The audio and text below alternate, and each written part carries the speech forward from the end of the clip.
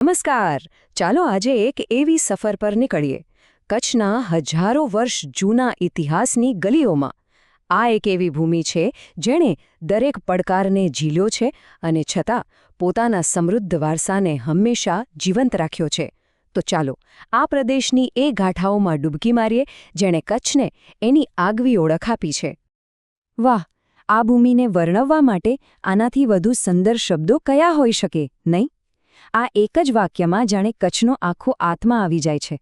અહીં રણ, સંસ્કૃતિ અને ઇતિહાસ બધું એકબીજામાં એવું ભળી ગયું છે કે જાણે કોઈ મહાકાવ્ય રચાયું હોય. તો આખી વાતને સમજવા માટે આપણે કચ્છના નામ પાછળના રહસ્યથી શરૂ કરીશું, પછી એની પ્રાચીન સંસ્કૃતિ જોઈશું, શક્તિશાળી રાજવંશોની ગાથાઓ અને છેલ્લે આધુનિક ભારતમાં એનું સ્થાન ક્યાં છે એ બધું જ જાણીશું.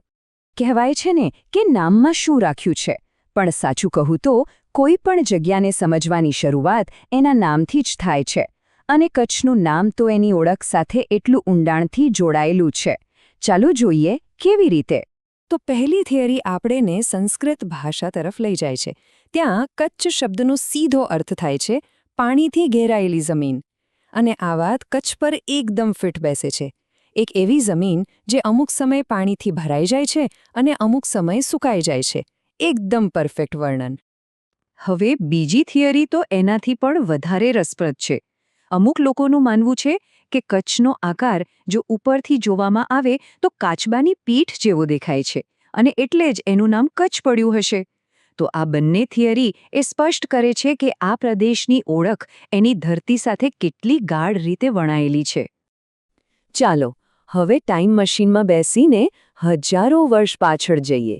એક એવો સમય જ્યારે કચ્છ દુનિયાની સૌથી જૂની અને સૌથી વિકસિત સિવિલાઇઝેશનનું કેન્દ્ર હતું. આ જગ્યા માત્ર રણ નથી, આ તો ઇતિહાસનું પારણું છે. આનું સૌથી મોટું ઉદાહરણ ધોળાવીરા. જરા વિચારો તો, હજારો વર્ષો પહેલાં સિંધુ ખીણી સંસ્કૃતિનું આ શહેર કેટલું બધું એડવાન્સ્ડ હશે. પાણીની એવી અદ્ભુત વ્યવસ્થા, એકદમ પરફેક્ટ ટાઉન પ્લાનિંગ અને શું ગજબનો આર્કિટેક્ચર. આ બધું એ વાતનો જીવંત પુરાવો છે કે કચ્છ તો સદીઓથી ઇનોવેશન અને કલ્ચરનું સેન્ટર રહ્યું છે. અને હા, કચ્છનો ઇતિહાસ માત્ર ખોદકામમાંથી મળેલી વસ્તુઓ પૂરતો સીમિત નથી.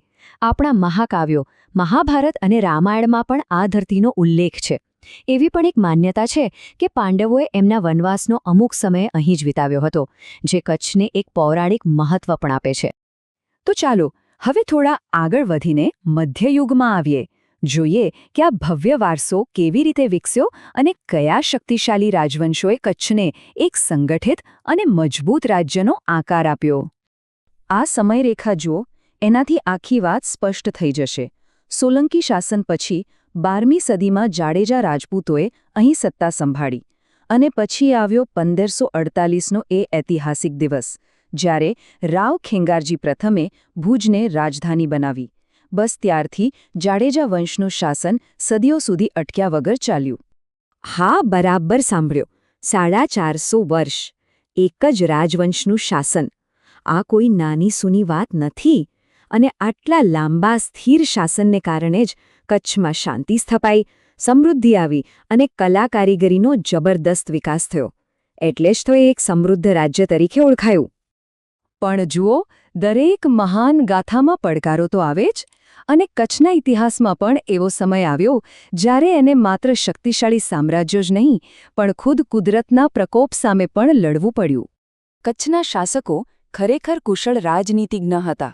એક તરફ મુઘલો, બીજી તરફ મરાઠા, આટલા મોટા સામ્રાજ્યોની વચ્ચે પણ તેમણે સંબંધો જાળવી રાખ્યા. ક્યારેક મિત્રતાથી કામ લીધું તો ક્યારેક સંઘર્ષ પણ કર્યો. પણ સૌથી અગત્યની વાત એ છે કે તેમણે પોતાની આઝાદી અને સ્વાયત્તતા ક્યારેય જવા ન દીધી. અને પછી આવ્યો 1819નું એ ભયાનક વર્ષ. એક એવો વિનાશક ભૂકંપ જેણે આખા પ્રદેશને હચમચાવી નાખ્યો. આ કોઈ સામાન્ય કુદરતી આફત નહોતી, આ એક એવી ઘટના હતી જેણે કચ્છના ઇતિહાસની દિશા જ બદલી નાખી. અહીંથી જ આખી ગેમ બદલાઈ જાય છે. ભૂકંપથી થયેલી તબાહી પછી મદદ મેળવવા માટે કચ્છના શાસકે બ્રિટિશરો સાથે હાથ મિલાવ્યો. અને બસ આના પરિણામે કચ્છ બ્રિટિશ સામ્રાજ્ય હેઠળ એક રજવાડું બન્યું અને એક નવા યુગની શરૂઆત થઈ. તો ચાલો હવે આપણે આધુનિક યુગમાં આવીએ. ભારત આઝાદ થયો એ પછી કચ્છની સફર કેવી રહી અને એક નવા આધુનિક પ્રદેશ તરીકે એની ઓળખ કેવી રીતે બની ચાલો એના પર એક નજર કરીએ.